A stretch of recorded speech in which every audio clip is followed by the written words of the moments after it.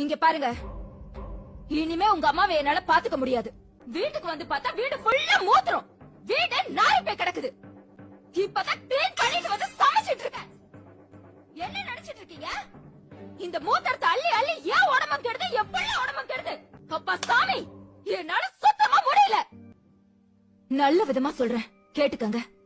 இந்த கிழவிய பாத்துக்கிறதுக்கு ஒரு வேலைக்காரிய போடுங்க. அப்படி இல்லையா அநாத ஆசிரமத்துக்கு கூட்டிட்டு போய் அவளை சேர்த்து விடுங்க. நடி சொன்ன அநாத ஆசிரமம்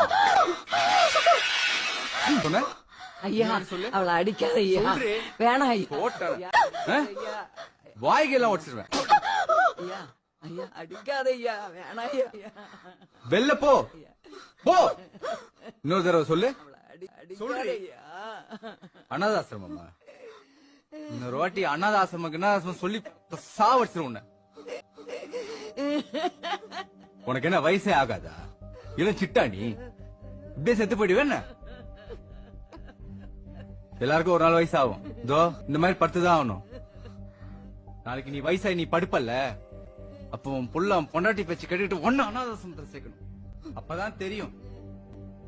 திருந்தவே மாட்டேன் நீ எல்லாம். பாட்டி,